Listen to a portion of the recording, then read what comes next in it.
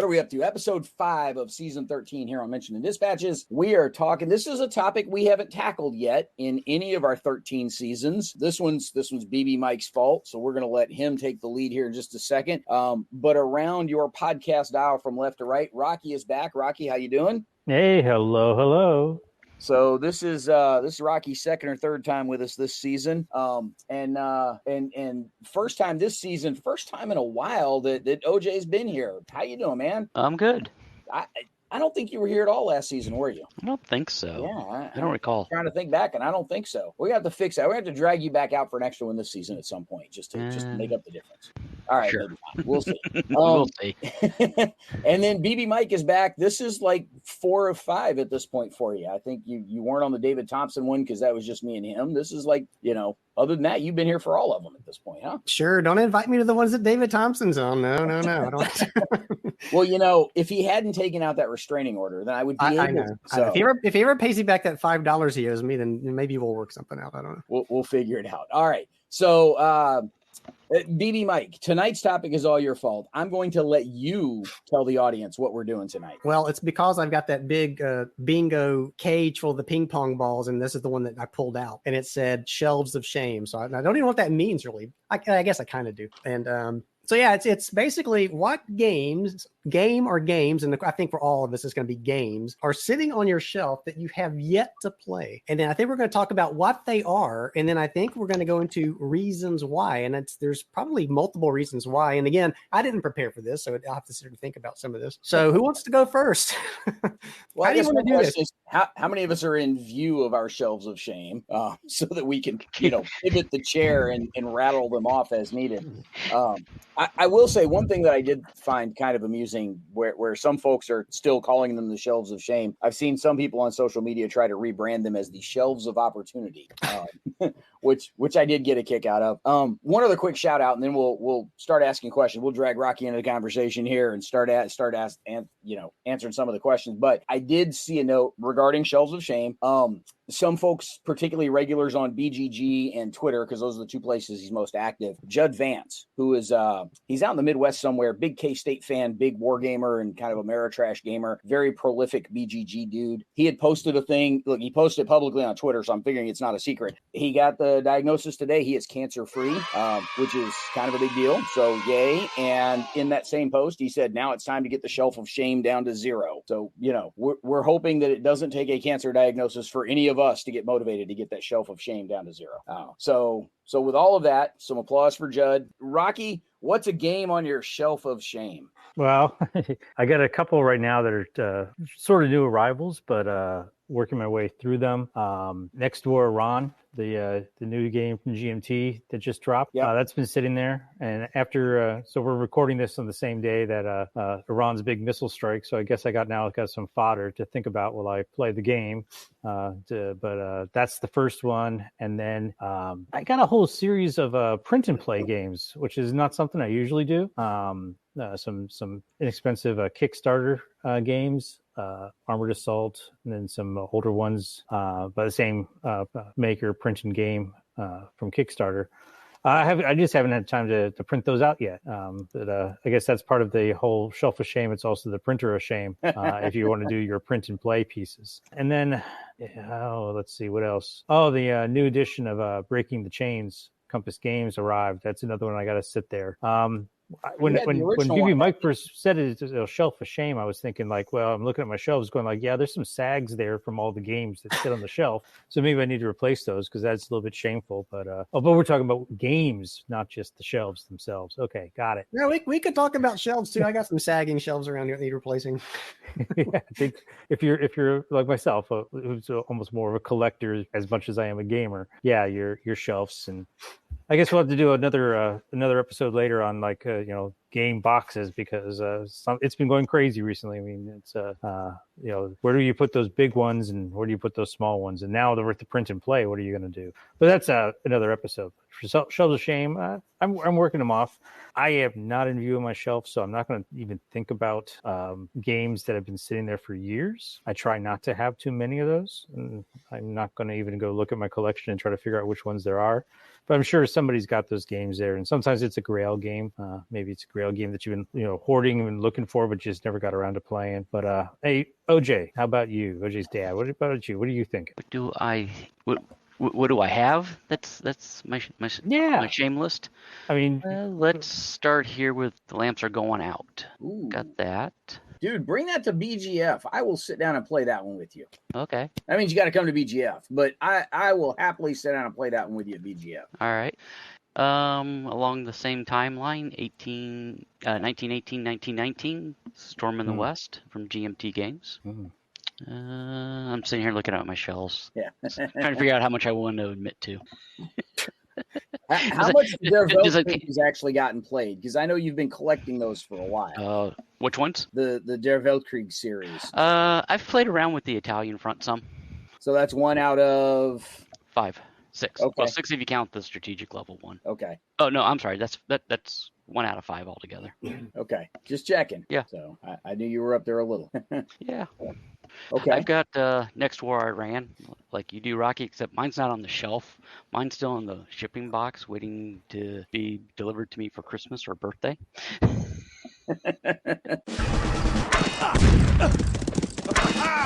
I'm eyeballing mine. So things that I really ought to actually get out and get played more. I've still got my SCS Iron Curtain box. I've pulled it out. I've read a bunch of the rules. I'm not in a hurry to punch stuff until I'm actually going to play it. So I've read through some of the rules. Again, it's SCS, right? There's not that many rules to read. But I just haven't gotten that one actually pushed around on the table yet. And I've had the British Way sitting here since I picked it up from Dawn at Origins like 2 years ago, and still haven't had a chance to play that one yet. You'd think I'd have been able to find somebody by now to sit down and do that one. And I haven't yet. So those are the two jumping off the shelf at me right now. I will say, so I have not played my copy of the Compass Games re-release of NATO, Cold War Goes Hot, but I did play Bruce's copy at the Fall Assembly last year. So I think I've still got that one covered. I did get it played. It just wasn't my copy. Mike, what about you? Well, I'm not going to read off all the games that would qualify for this because we'd be here for 2 hours if I started that nonsense. Oh, no. I certainly haven't done that. And actually, I didn't even consider what Rocky brought up, and the fact that I have print and play games, digital print and play games I have not printed out and played, and magazine games tons of magazine games I haven't played. So I don't even want to go down that road. So what I'm going to do is I'm going to pick a game, and something else we're going to have to talk about is, this will apply to you other guys, so think about this too while I'm talking. And we kind of touched upon, when we talked about the solitaire survey, we kind of brought up, I think it was Liz who mentioned something that kind of intrigued me. And it's like, what's the war game canon games? What are the games that you're a war gamer, then by God, you should have played this, that, or the other game, this game, or this game. So I'm going to name a game I bought when it came out in the second printing, bought it brand new in the shrink, and it's in the Pacific Theater. So Brant's already amazed. He's like, a Pacific Theater game you haven't played? The third printing came out not too long ago. So I have 2 copies unplayed. And the game is Empire of the Sun. And to me, that's like I think of it as one of the classic war games everybody talked very highly of. And I have not played it yet. So I have 2 copies, the second printing and the third printing, and I have yet to play it. Huh. You have 2 copies and you haven't played either? I haven't played either. So can anybody equal that or do better? Is anybody going to admit to it if they could? Oh, why wouldn't you? I mean, come on. That's what this podcast is about. You win that challenge. Yeah, we're gonna let you have that one. But it's a good challenge. I mean, that's almost like I'll put Mike on the spot there and say it's pretty much the ultimate shelf of shame is that not only do you have 1 unplayed, you got 2 unplayed printings. Yeah, the only thing worse is if you would tell me that one of them's still in shrink. So then it's really the shameful. You haven't even opened it up and taken a look at it. The third one may be still in the shrink. Yeah. Oh no. Yeah, I'm gambling there. I know. But I mean, people buy games for different reasons, and some people are collectors, some people intrigued by the systems, and you're not alone with people, the folks that will buy multiple copies, multiple printings. I'm guilty of it myself. I mean, I just said Breaking the Chains 2.0. What's different? Okay, it's a few years on. The maps are mounted instead of paper. Maybe there's been some still going through it, some of the errata or something like that. You're always hoping that it's going to be better than before. And the topic was good enough the first time around that you bought it, so you keep going a second time. I think it's pivoting off of that a little little bit. I mean, it's go back to what games did you have that you always had to get copies of, and no matter, as soon as they came out. For me, a long time ago, it was Starfleet Battles. I had to have everything. And Shelf of Shame, maybe the Shelf of Shame there is that I have like an entire shelf that's been sitting there occupied now by all the games and all the boxes, all the supplements, all the SSD books and everything, and it hasn't been played in years after all that investment that was made in it. That's another form of a Shelf of Shame. It's like you have it and you just never get around to playing it again because there's always something new or something else on the horizon that keeps the shiny bauble, that keeps distracting you. So, and that's the other, there's two main parts to this that I see. The one is the games you actually physically have that you have not played. But the other thing we need to tackle on this podcast are what are the reasons that you haven't played these games? And you just mentioned one, and I think it's partly, if you're a collector, you're gonna you want everything, and you want the game you pick, you want all the games in that series. And then there's the next thing on the horizon, right? Or the next thing that just came out. And then there's, to make it even worse, you've got the whole fear of missing out of, they've released this new expansion to this game, but I'm playing some other game right now. I'll buy this and get back to it later. And it just goes up on the shelf for how long, who knows? Exactly. So there's a lot of different reasons. FOMO episode coming up later this season. So we don't need to go too far down that rabbit hole. No, but I think that is a valid reason as to why someone might have a game they haven't played yet, because it's that, I want to buy this while I can. I'm not ready to play it, but I'm going to buy it and I'm going to hold on to it until I can get to it. And then it just kind of sits there.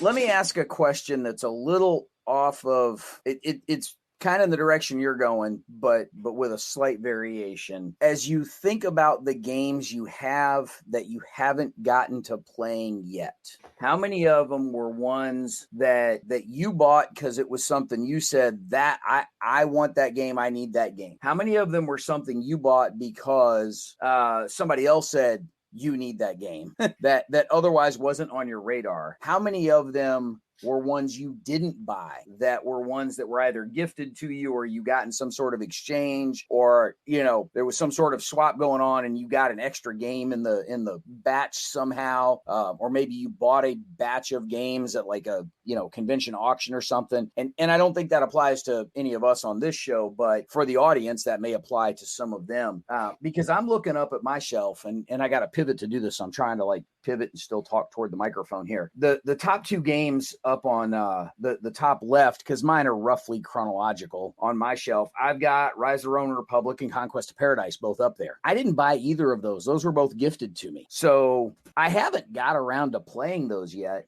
I don't know that those necessarily count as something on a shelf of shame if I didn't go out and buy them and wasn't really intending to get them, but it kind of ended up with them along the way. The fact that I haven't gotten to them yet shouldn't count against me? Question mark. I think it probably should, because if you feel that way, why do you have them? Get rid of them. Play them. Valid point. I did just make a road trip to Noble Knight. I could have brought those with me. Yeah, that's right. You were at Noble Knight. OJ, what do you think? Do those count against me, or am I in the clear for those being on the shelf there? Well, did you tell somebody you wanted them? I did not. Okay. They were actually part of a gift box that was sent to me by our buddy Toonces when he was doing one of his moves and was kind of unloading a bunch of stuff. He sent a couple of boxes to a few of us, and the one he sent to me had those two and 2 or 3 other games in them. All right, then I would say no if they were unsolicited. Yeah, Rocky, what do you think? Those count? Those don't count? Guilty as charged. Absolutely count. They're sitting on your shelf. They're unplayed. They're untouched. They're unopened. Whatever they are, they absolutely and are taking count. up valuable space for the next games you should be buying. Yeah, that's if you kept them, there's a reason. If there is no reason, then they should be gone. But if you're keeping them, there's got to be a reason, and that means you need to explore them, play with them, even if it's just to take a look at them enough to say, "Yep, this doesn't belong." But no, you're guilty. Guilty as charged. All right. Well, you see, I think you ought to hold on to it until you buy yourself something that you really want, and then you pull that game out that you don't want to play, and put that new one in so certain people don't realize that you got something. Well, my game shelves are out in my office. Nobody's coming up here messing with me over these. Oh, you'd be surprised. Maybe I would.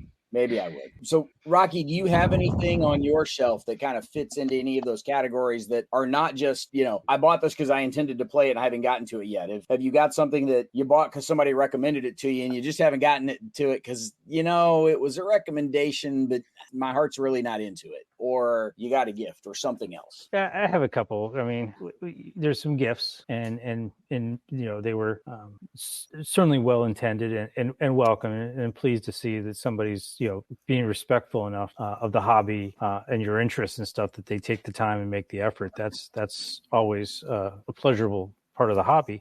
But there's a couple there. I mean, you're all gonna hate me, and you're all gonna say boo me and lie to me, but tell me I'm lying. But out here we have some of the secondhand stores, the consignment shops and the like. So if there's something that's in the collection that isn't something I'm interested in or something, sometimes it finds its way to those places and gets out. So I try to move it out. Now to the other question, part of your question is, did you ever buy something that you because people were saying this was the latest greatest thing. I mean, I think if you talked to me 2 or 3 years ago, I was definitely cult of the new cotton. I was had a great fear of missing out. During the COVID times when things were getting hard to get, it's like, I have an opportunity to get one. I got to get it. I think the last couple of years I've become a little bit more savvy. I try to be much more careful about what I back, Kickstarters and the like. I don't do the P500 send me everything in this series automatically. So that degree of self-control that not everybody has is a great part to help you manage your shelf of shame. It's never going to go away, but maybe it's a disease that's controllable in some little way. Yeah.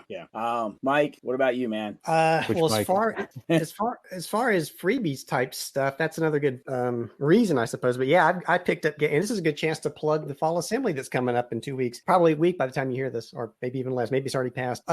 But yeah, at the fall assembly last year, I picked up, what was it, like Devil's Den? Somebody had Devil's Den, the old Avalon Hill game. I think Nuclear Winter 6, I can't even remember. But I picked up a couple of games, and they're still sitting in the bag. I brought them back from North Carolina, so they're sitting there unplayed. So they're on the shelf of shame. Those were on the take one, leave one table, though, right? Yep, take one, leave one table. Yeah. But I took them, so that counts. Yes, it does. The flip side of it is you didn't spend any money on it. So, I mean, there's that at least. Well, yeah, that's true. I guess that's a different category. OJ, you got anything sitting there that was handed to you somehow, or? No, I don't think so. Yeah, tend to keep that to a minimum, huh? Yeah.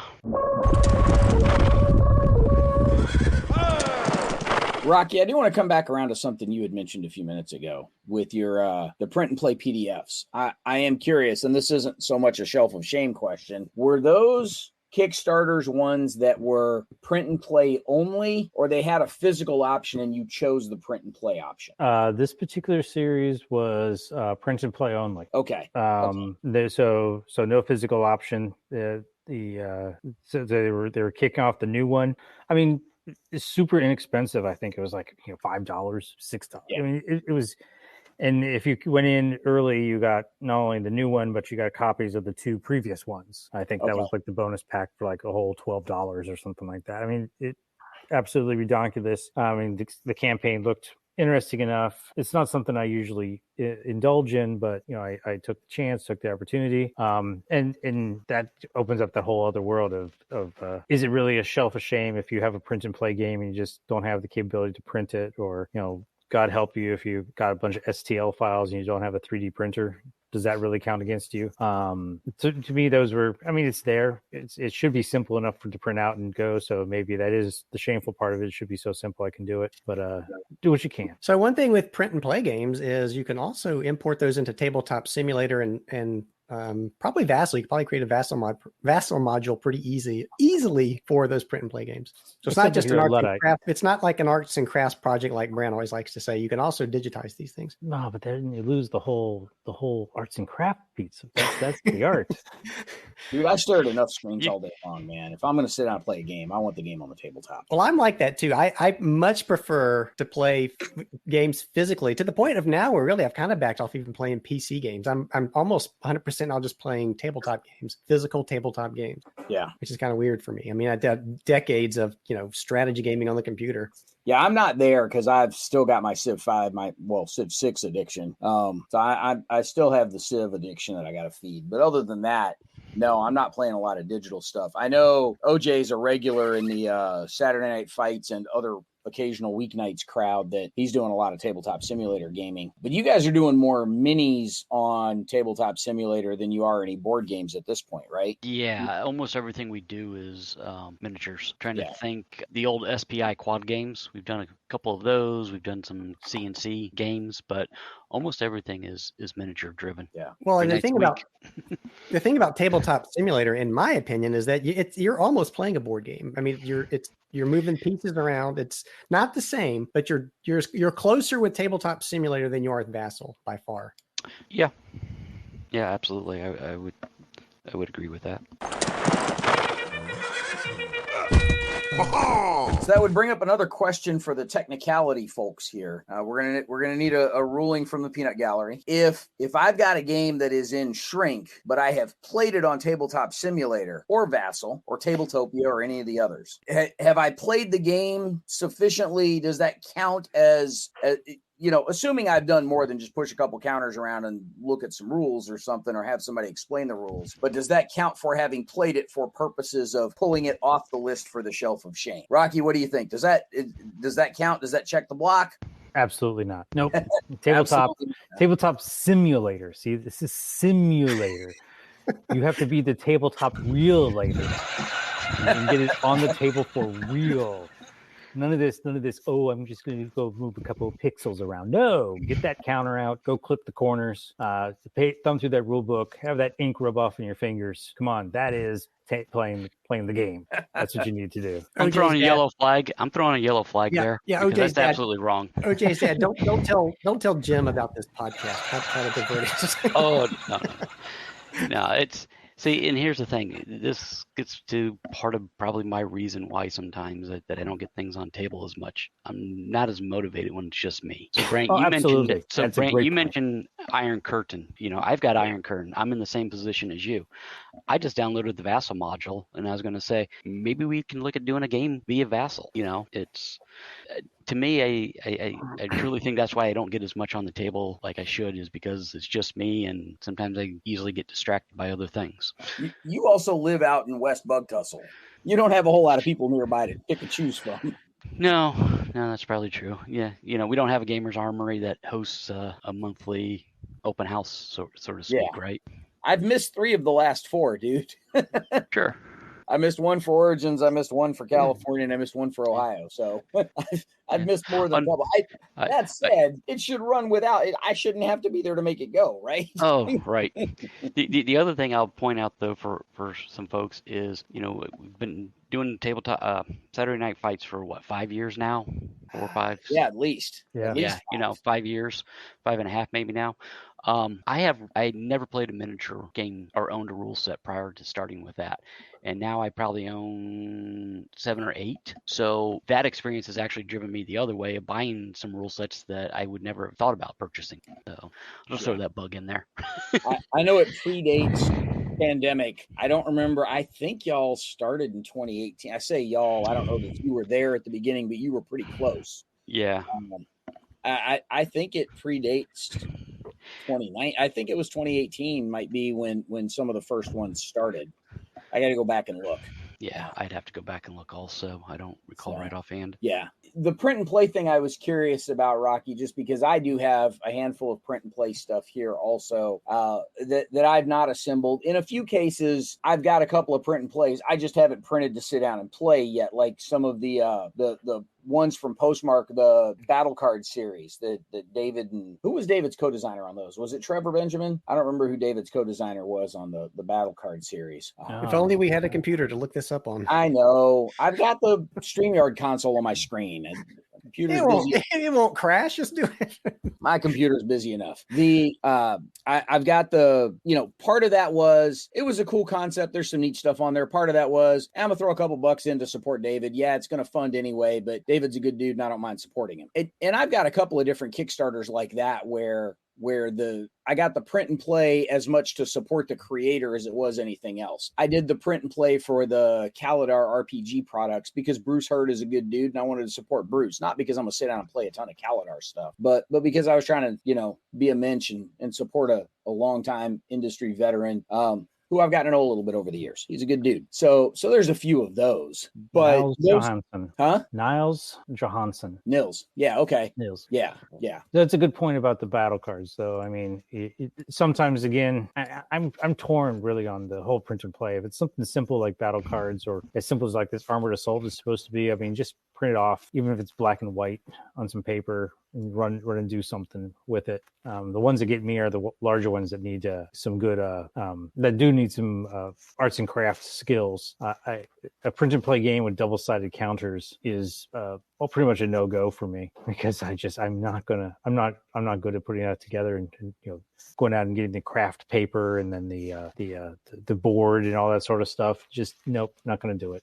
The hardest part about that isn't the tools you need to do it. It's actually trying to do it. I've tried it to take a sticky sheet and align them front and back on chipboard or something, and it's I always get it wrong. I don't know why, but I do. I've actually done reasonably well with a particular type of double-sided counter design. And what I need to do is I need to actually print out a front and back and do it while I'm taking pictures of the process so I can share that online and folks can see the way I do it. And then if they decide to run with it, they can. But I built multiple playtest kits over the years that way for different things. Mike, you've seen them at Origins, the Orange Crush playtest kit that I had way back when with all those counters. Yeah. Those were all made that way. And part of it is using, I use craft foam instead of the harder board, the art board stuff or anything too crazy. I use the foam. It's still thick enough that you get a good tactile counter, but it's not as hard to cut through. So, and you don't have a problem with breathing too heavy and things blowing around the map. That's not an issue. So they tend to stay put. The lucky 13th season of Mentioned in Dispatches is made possible by our fantastic regimental patrons, who joined our Patreon at the top level. The Armchair Dragoons would like to thank Michael Sundberg, Andy J., Fred Stogg, Joseph Knorr, Hellcat6, Chet Bell, Stagger Wing, Kevin Bertram, Patrick Garrity, Mike Quigley, and Fred too. Their support of the Regiment of Strategy Gaming helps us bring you the best strategy gaming article, events, and this podcast. You can join us as a Patreon supporter at patreon.com/armchairdragoons. Cheers! So, Brant, I think an issue that we've sort of danced around, we've touched on it with a couple of words here and there, but I mean, the number one reason that anybody has a shelf of shame just comes down to the clock time. There's just the hobby. It takes time to learn the games. It takes time to set up to play the games. Sure, the technology can help you, but if you're a Luddite like me, you want to sit down. You don't want to be staring at a screen. But it just takes time. BB Mike over there with his, My Own Worst Enemy, he's comfortable doing a lot of these games solo or left and right-handed solo. But the number one reason for shelf of shame is really, even if you go out and buy everything, just finding the time at the other end of that transaction to go and play the game. And I think that's we just got to acknowledge it. I mean, this is a time-consuming hobby. It can be deeply rewarding, but it does take time to make it happen. Yeah. So let's keep, this is good. Let's keep going down reasons why people may have a shelf of shame. And it's funny, you mentioned me and My Own Worst Enemy. Having the channel, I think, has actually made it even more difficult for me to get games to the table because what I'm doing now is mostly what I play is for the channel. So, if I'm playing, like right now, I'm doing US Civil War, and I've been doing it for, how long have I been doing it? Gosh, probably months at this point. So there's the table tied up for months with that one game. So yeah, I agree. Time is definitely one of the factors. So some other ones, one that I can think of that's held me back from playing games in the past are complexity or the rule book. And Federation and Empire is one of those games for years that I refused to touch because, the rule book is half an inch thick. And all I heard all those years was, the rules are so difficult. It's a very complicated game to learn, until one day I sat down with the rule book and thought, I'm just going to see what this is, and realized it's really not that difficult. It is not a difficult game to learn. One or two core concepts, and you pretty much have the complexity part of the game out of the way. Yeah. Now, strategy may be a whole different issue. That may be something that's, complex to wrap your head around. But as far as learning the rules, not that complicated. In fact, I want to do at some point a kind of a playthrough tutorial of Federation and Empire, because it's an easy game to actually get into and play. I wonder if this doesn't help explain why there's so much product support out there for ASL. Is you learn the one rule system and you can go play a crap ton of stuff as much as you want. I mean, if you did nothing but play ASL for the rest of your life, you could play a different scenario every day and live to 130 and not repeat anything at this point. And that's assuming they never release another scenario for the rest of the existence of ASL. And this gets back to learn one rule system and then off you go. I mean, I've sat there and watched folks playing ASL games.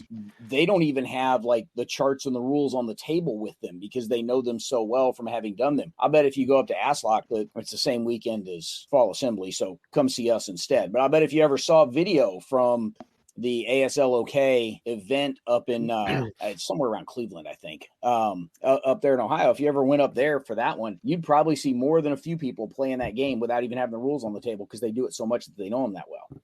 And so, Rocky, going back to what you were saying, that there's so many different rule systems. Well, only if you play different games. If ASL is your lifestyle, if Starfleet Battles is your lifestyle, if Panzer Leader is your, Panzer Blitz is your lifestyle, you don't even need the CRT on the table. Based on the odds what you need to roll, and off you go because you've done it so much. So with that thought in mind, you and both OJsDad there, you should have no problem getting SCS games to the table. Get Iron Curtain to the table because it's a known game engine, right? But I've never played any other SCS game either. So yeah, and therein lies the rub. The rules may be not overly complex. Something SCS tends to be a little bit more maybe streamlined in their rules. By these days, I think SCS is up to like version 9, 10, so it's a well-refined basic rule set. But to Mike's point, the complexity.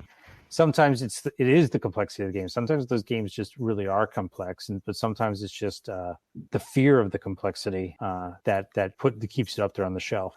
I'll say another factor that makes a point. We're thinking about it. Didn't mean to cut you off, Mike, but sometimes it's the physical size of the games. I know for myself, I do not have my gaming table, my dedicated gaming table is only a 4x5. It's actually a little bit shy of that. It's a metric. So I can really only have, breaking the chains when I'm not really sure if I'm going to be able to really have it. The board's set up, but I'm not going to have any side space. And I may even have some overhang on the boards there because so sometimes the Shelf of Shame is just I really do want to play it. I really do want to enjoy it. I really do want to get to the table, but I don't have a bloody table to put it on.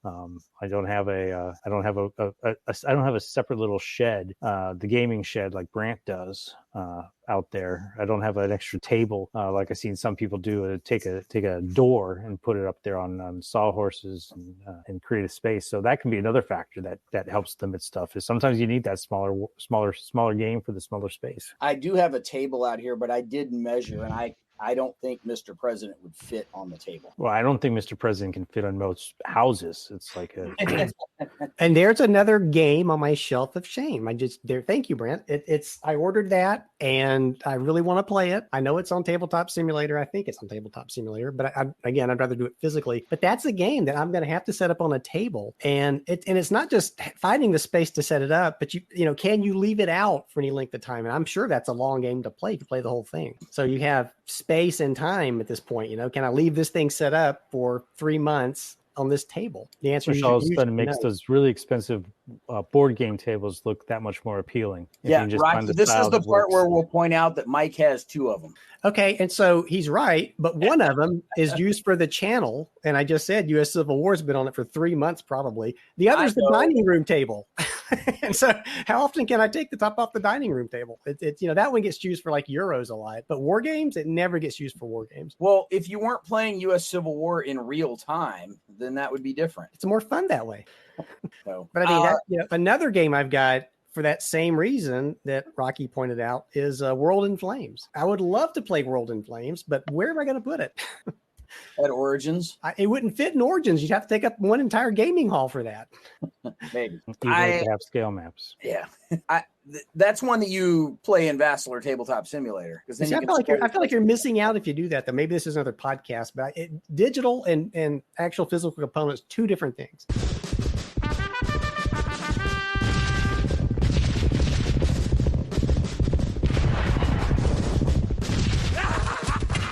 I've got a question that we're going to probably make some people real uncomfortable asking this one, but...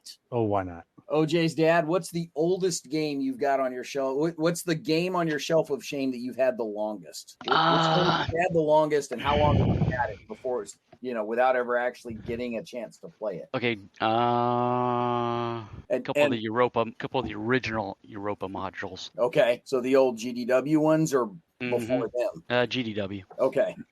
So, have you at least punched them, or are they still unpunched?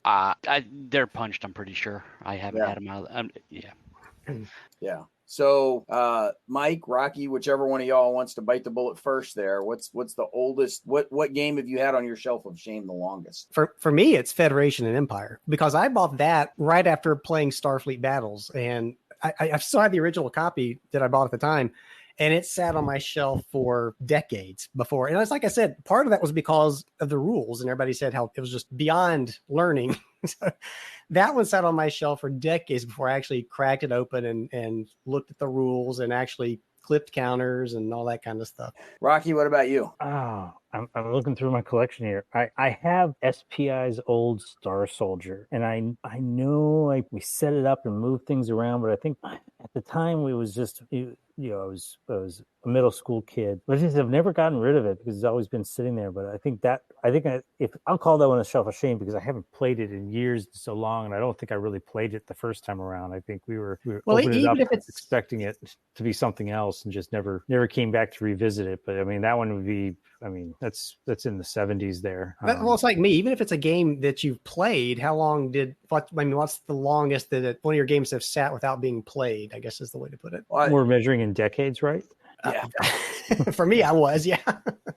I have my copy of Wotan Games King Arthur on the shelf that I haven't played since my sophomore year of college. So that's been sitting there a while. I've gotten it out and pushed some things around with it a couple of times, but I've not actually sat down and played it with other people since my sophomore year of college. In terms of a game that has been sitting there unplayed, legitimately unplayed longer than anything else, I had the Fast Action Battles Sicily.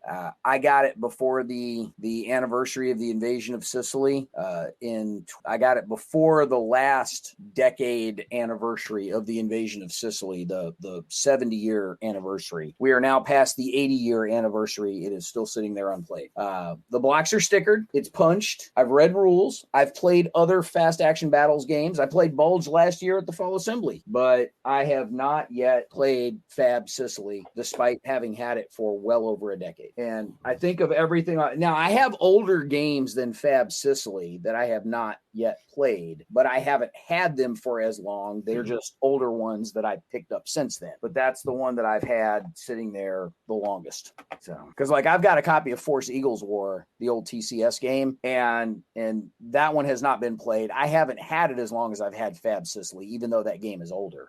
The reason that one is still sitting there unplayed is the counter sheet is horribly miscut, and there's really no way to play it with the counters that I have. So I'd have to get a different counter sheet to be able to play that one. So that one I think I kind of have an excuse for. I may be getting off on a technicality with that one. So that's a gray area. We'll let you. Well, yeah. I don't know if you give away with that or not. So let's flip the script a moment. Sure. So what does a game need to do that it doesn't become a member of the shelf of shame? What is it that keeps the games off the shelf of shame? Brant, what do you got in your collection? Or OJsDad, what have you got that, it just, no matter when it arrived, that just, it never could be on the shelf of shame? What made that one so special that it just had to be done first? Was it the theme? Was it the topic? Was it that it was gifted to you by a significant other that you had to play it, or what? What keeps it off the shelf of shame? Probably the topic, maybe. The Shoot Troop from Compass Games. I know I horribly butchered that, but that finally shipped. I got it. It's up on the table right now. I just have to go through the rules some more and actually start pushing counters around. Yeah. I think that one took a little while to get to you too. Yeah, with good reason. Yes. Yeah. For those that don't know, the designer passed away after he'd handed it off to Compass. And so they had to finish the development of it without him, and other people stepped in to help finish it. So, but that's a great point. That's the topics that sometimes it is just that topic is that interest item that keeps it off the shelf of shame. And that's saying something about the ones that are on your shelf of shame is like, you're interested in them for some reason, but just not enough that it just usurps the other games out there. Mike, what about you? Yeah, so there's certain games, most gamers have certain eras they like to game in, so certainly that's going to be a factor. But I think not just that. I mean, somebody may come out with a game that adds a new element to the game that you haven't encountered before, and you just want to try it. Other reasons might be that it's a simple game, right? It's an easy. Rules are 8 pages and it's a quick playing game. And yeah, you're just going to grab that, open it up and play it. It's just easy to do. But I'm going to throw out another one here. We're going to test Brant. Another reason you might take a game and not put it on your shelf of shame, but play it right away is if you finally got an out of print game, one of your Grail games, you finally got your hands on it. So Brant, Divine Right just came out not too long ago. Have you had that on the table yet? So I took it with me when I was up in Ohio for a couple of weeks with the intent of putting it on one of the tables up there, because my mom's got a couple of folding tables down in the basement where she normally has a lot of her genealogy stuff spread out. And so I was just going to take over one of those tables, and it went up and came back without getting to the table. That said, I am in the process of clearing off the table in my office out here to put that one specifically on it.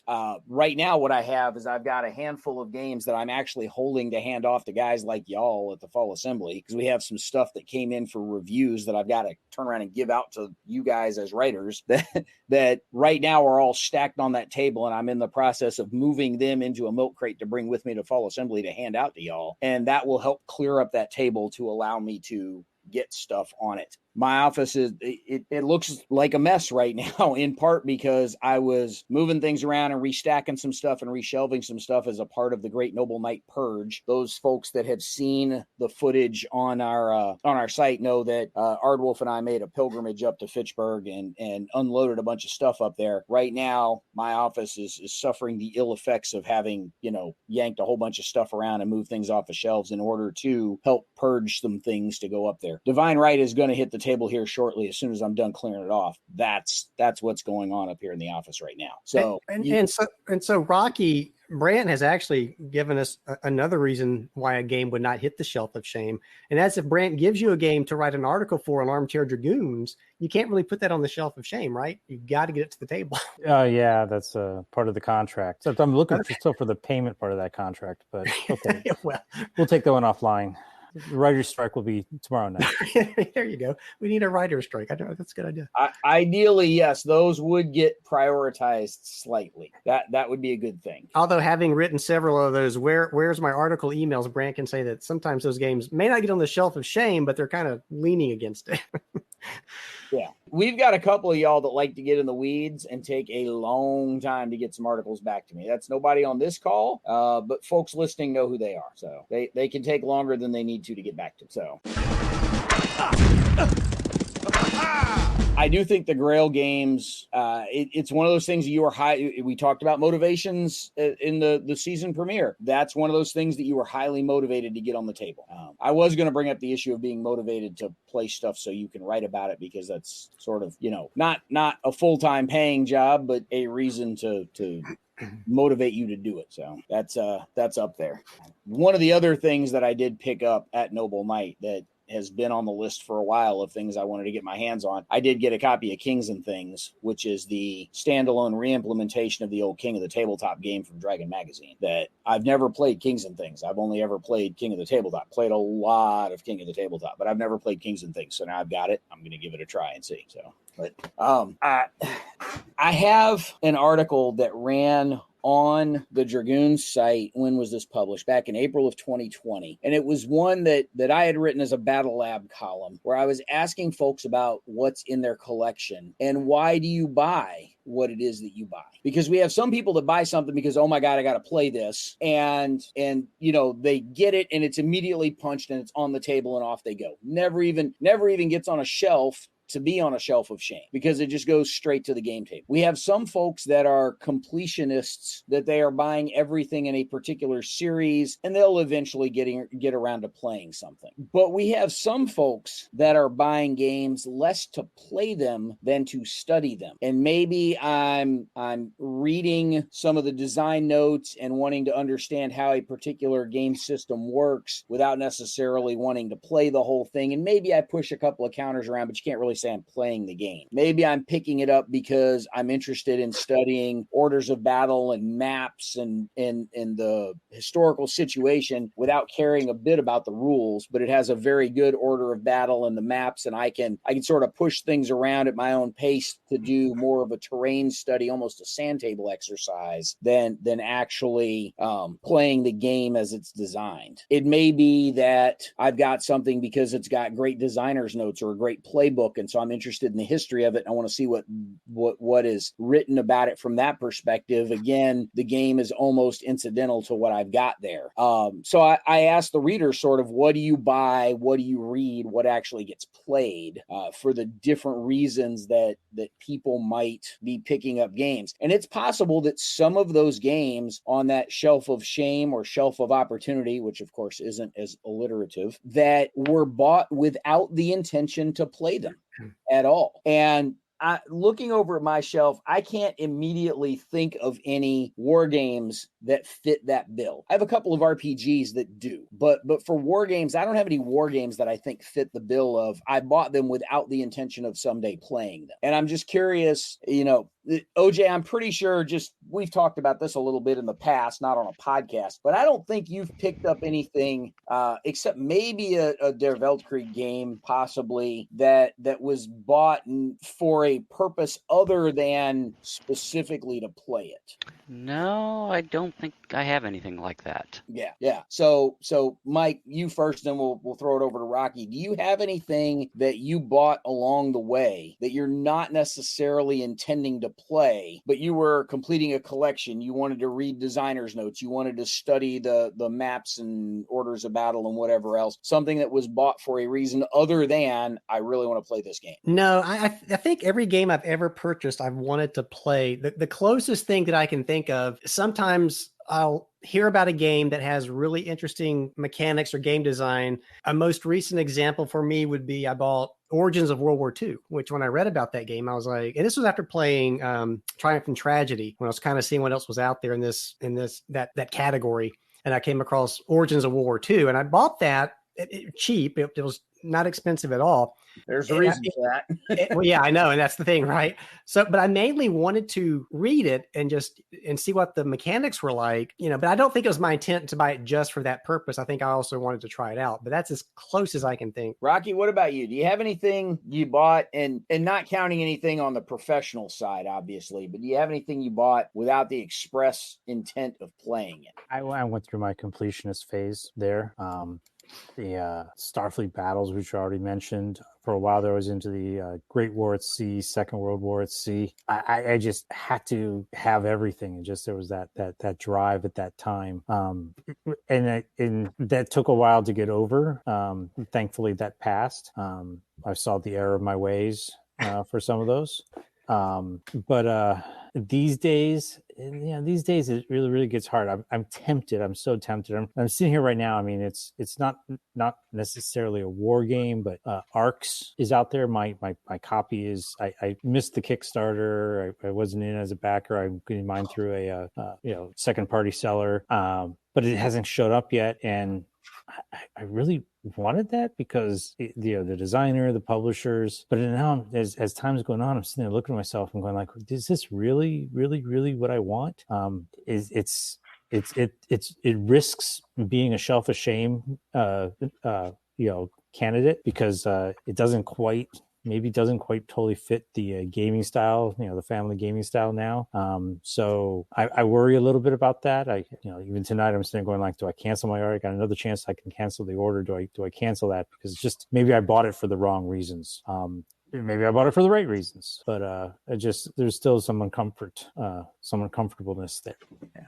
Oh, come on. We can't end on that poor note. No, we're not ending on that note. We're going to throw it back to Mike to come up with something to get us out of here. I was just curious, in terms of why people bought particular things. I do have a bunch of RPG products that I did buy without ever really intending to fully play them. I'm a big fan of, well, Mike, you're laughing, and I'm not talking. I know, because I'm just like you. Yeah, well, but I'm talking actual physical copies. And folks have seen me do some of these back when we were doing Unboxing Day. I used to have several of them on the unboxings, and we've talked about this a little bit at some of the conventions. I'm a bit of a sucker for intro sets with the RPGs, right? Here's the new intro set for this, whatever the game is. I've recently picked up the new intro sets for, not in the last week, over the course of the past year, the new intro sets for RuneQuest, for Pendragon, for Shadowrun. I haven't gotten the new D&D 6 or whatever the hell we're calling it these days, but I've got both the D&D Essentials and the D&D intro box for 5th edition. I did do the Kickstarter for the In-Worlds What's Old is New RPG. That's a multi-genre RPG that again is a kind of an intro box set. And I know I'm leaving some stuff out, but I've got a bunch of these because I'm very interested in how the games introduce people to role-playing in general, as well as that specific game. How do they walk you through and introduce you to the game mechanics, the concepts, what's particular about this game versus any other games? How does this launch you into playing that game? If somebody bought that box off a shelf somewhere and just handed it to a kid who'd never played an RPG or an adult who'd never played an RPG, how well does that scaffold their learning to be able to grab them and run with it? So no, I'm not going to sit around and play a RuneQuest campaign and a Pendragon campaign and a Shadowrun campaign and a whatever. Like I'm not doing that, but I'm interested in reading them and seeing how they are taught to people in those books. And that's just something that is of personal interest to me. The other good thing about it is those intro sets are not ever very expensive. It's rare that you find one for more than $20-25, because part of the whole point of the intro set is to get people hooked. And so they're never going to be that expensive. I have a bunch of those, and I freely admit and have always admitted that I'm buying a bunch of those without ever intending to sit down and play them over the long haul. Yeah, I do that too. In fact, I think about Pendragon same time you did. I knew I was never going to play it, the starter kit, but I just wanted to read it and see what it was about. Yeah. I'd love to play it at some point, but I just don't think I ever will. So that's not knowing if that applied to war games for folks or not. I know there's different reasons why people will buy some of the war games, because I've talked to folks who are in those different categories.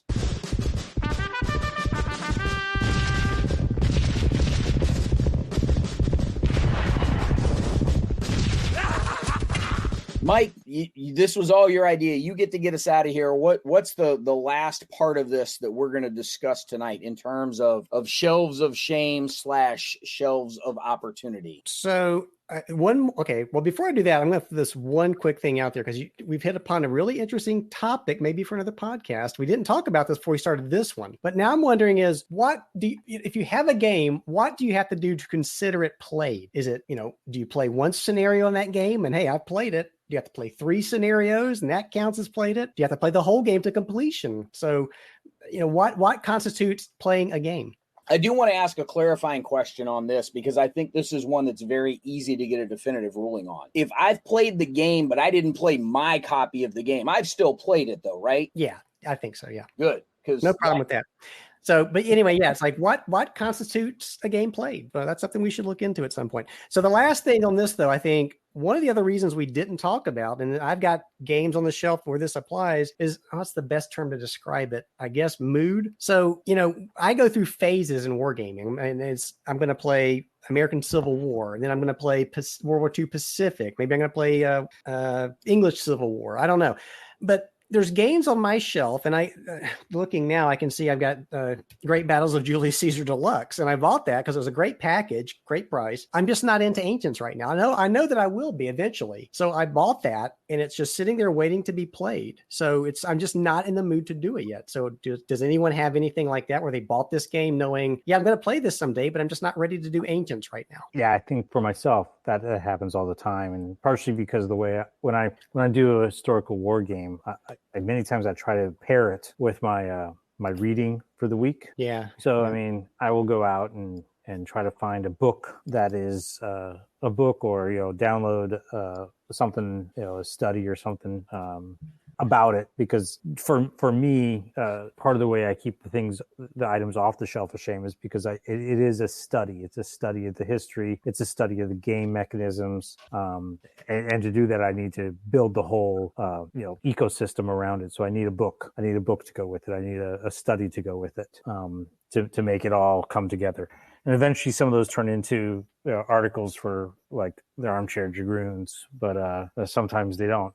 But it takes time. And that comes back to the other why things sit there on the shelf of shame is many times it just comes down to simply time, the right time to play, to your point, Mike. Yeah.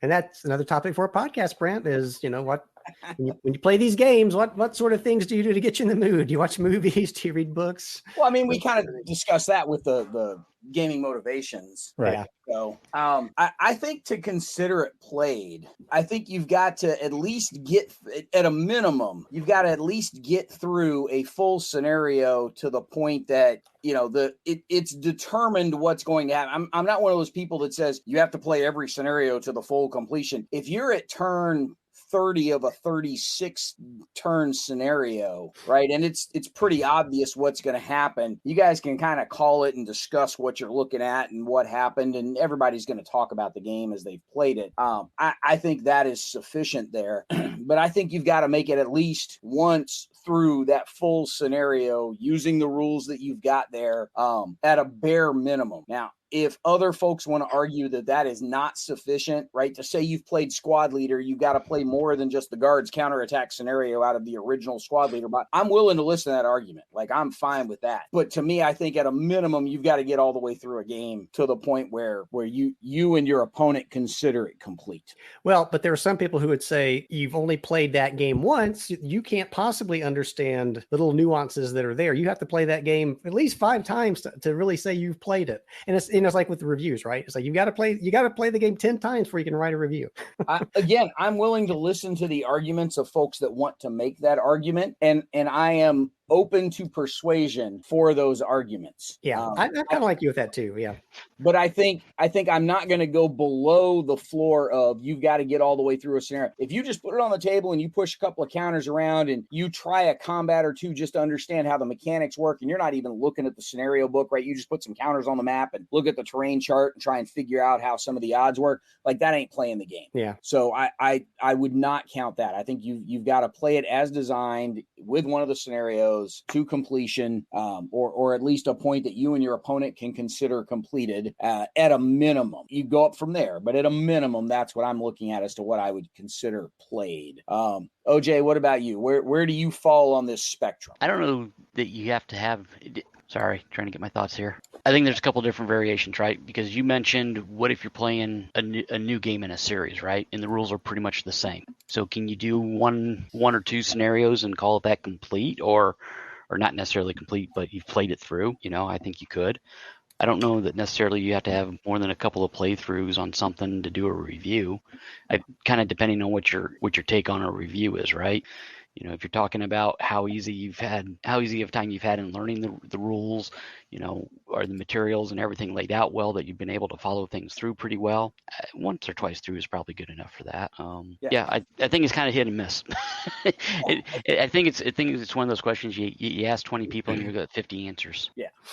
And I don't think that everybody's answer has to be, obviously not everybody's answer has to be the same. Like, that's clear. But I think even individual people's answers can be a little context dependent. How many ASL scenarios do you have to play to say, yeah, I've played ASL? You can't really go by a percentage. Otherwise, you got to play a lot of ASL scenarios. How much of that game do you have to play? Again, I'm willing to be persuaded. for a couple of different viewpoints there. So, Mike, you had kind of a final question thought you were wrapping us up on when I kind of redirected back to the how much do you have to play it question. I can't remember what it was, but I as we're talking, I was looking over. I got my GMT cells package arrived today, and I may just stumbled upon a new reason why a game might sit on your shelf of shame. And one of the games I bought was Sekigahara, the Japanese the block game. Yeah. And I'm thinking one of the reasons why I may not play this game is if I open this up, and am I going to be able to pronounce any of the cities or any of the units in this game? That's the beautiful thing about playing by yourself. You pronounce them however you want and nobody's there to correct you. Yeah, but if you're doing it on the channel, then it's kind of different. Maybe that's just mumble. Yeah. Well, Mike, you remember the podcast we recorded with Liz where I was determined to mispronounce Vianagajara. Again, I'm doing it again. I was going to mispronounce it a different way every single time until somebody can give me a definitive pronunciation for that one. And I think you did mispronounce it every time you said it. So, well, but not just mispronounce it every time, but mispronounce it a different way every time. That's really what I was after there. So, but hey, if I can play those Napoleonic games, I should be able to play this Japanese one, right? So it can't be that much more difficult to say these city names. Some closing thoughts. OJ, we'll throw it over to you. What if any, closing thought or idea do you have as we wrap this up? I think for me, some of it's just time. You're doing Saturday night fights 2-3 nights a week. That takes time, right? Especially if you're doing three different rule sets, each night, then kind of wears on you. And doing a lot of other things, you tend to get distracted. So starting to try and cut back on some of that, and some of our Civ 6 games not involved in quite as many. So get done with schooling here in about 4 weeks. So hopefully I'll start having some more free time and take that free time and focus in on getting some games on the table. Okie doke. Next game off of your shelf of shame. What's the next thing getting played? Anything? Hadn't thought that far ahead yet. Fair enough. Rocky, closing thought, and what's the next game off the shelf of shame? Closing thoughts. If you want to look at this whole topic, in a happy manner, call it the shelf of opportunity. Keep fooling yourself that there's it's always going to be the good side, or call it the shelf of shame and use that as motivation to get out there and play. Next game, already pretty much decided. I think next door Ron is going to be landing on the table this coming week. It was planned even before the events. The events of Israel in the last day or so. But that's going to be the next one to get on there. It's been a while since I played a Next War game, so it's going to be a little bit of a relearning curve. But that's also one of those motivations to keep it off the shelf of shame. Is that, hey, this should be an old friend with a couple of new wrinkles, and let's see what it can do. Let's take it out, kick the tires, light the fires, and get some gaming out of it. I will say that. Do you have to play it to completion? I have to play it enough to know that I can play it. Now, there's some games I sit there and I get into the scenario. I'm not through it yet, but it's like, okay, this is so broke. I ain't going to try to fix it.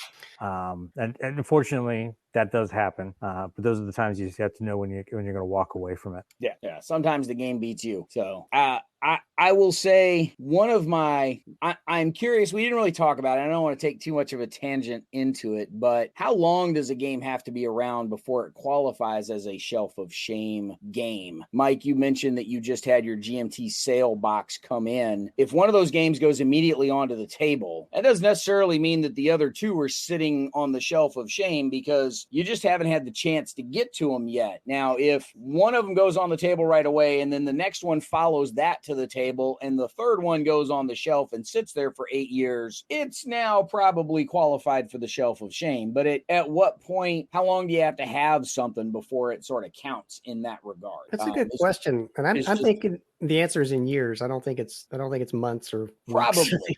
I personally say it's in the same year. I bought it in 2024. It needs to be played in 2024. And yes, I know that gets squishy as you get down towards the end of the year. But if it's been a year since I purchased it, and it hasn't landed there, then there's a problem. Yeah. The next one from mine to hit the table. So that brings up the question of divine right. Like, I've had it 5 weeks. I don't know that that's I've had that long enough to qualify for the Shelf of Shame, but that is the next game to hit the table is Divine Right. And then looking up at the shelf in terms of things that would legitimately qualify as, likely Shelf of Shame things, I'm honestly not sure what the next thing to hit the table is going to be that I haven't already played. Maybe I'll bring Fab Sicily with me to the Fall Assembly, or maybe I'll bring Iron Curtain with me to the Fall Assembly and see if we get a pickup game of one of those going. But most of the stuff that's on my shelf that's likely to hit a table is something I've already played before and may do yet again, or it's something that's pretty new and I'm covering for the site is kind of where I am at this point. So that's what's going on my table next. Mike, I'm going to throw it to you for the wrap up thought and next game to hit the table, and we'll call it a night. Well, the wrap up thought, I guess we didn't talk too much about what are some solutions. What can you do to get these games to the table to encourage yourself to do that? But one thing I would throw out there is when you hear that a game has difficult rules and, it's so difficult to learn, don't listen to that. Just borrow somebody's rule book if you have to, but read the rules first before you actually just throw your hands up and go, I don't want to even waste any time on this. Just look at the rules. They're really not that terrible. I can't think of a single war game where I thought, of course, I haven't really read through the World in Flame rules yet, but I haven't come across a rule game yet that I thought was just, these rules are just completely, I can't deal with it. I got to just get rid of the game. So read the rules first. And as far as games next to the table, I have actually, and I can't guarantee it'll be next, but I have pulled out Empire of the Sun. I've sleeved the cards. I'm reading through the rule book. So it's possible that one could hit the table maybe after U.S. Civil War. We'll see. Which, again, you're playing in real time, so could be another 2 years. Could be. All right, fair enough. Audience, leave your thoughts in the comments below or pop into the forums or talk back to us on social media somewhere. What is on your Shelf of Shame that's been there the longest? And what's the next one coming off of your Shelf of Shame? What can you tell us about those that you've got on your shelves? What are you willing to admit to? And so what's going to hit your table next? And when it does, share a photo with us. If you share it on the socials, tag us. If you share it in our forums or directly on our media, that's great. Let us know what's coming off the shelf next. So Rocky, Mike, and Mike / OJsDad, appreciate you guys being here. Thank y'all very much. Audience, thank you guys for being here. Appreciate you very much. I did look at the calendar. This one I think is set to release the week of the Fall Assembly. So this will be the one that folks are listening to as we are all, 3 of the 4 of us are gathering in Cary for the Fall Assembly. We'd love to have more of y'all show up and join us. So if you're in commuting distance of Raleigh, it's a little late to, make an overnight trek, but come on down Saturday and come see us and come sling some dice with us and let's get some gaming in. Otherwise, guys, it's been a lot of fun. Audience, appreciate you being here. We'll catch you next time on another episode of Mentioned in Dispatches.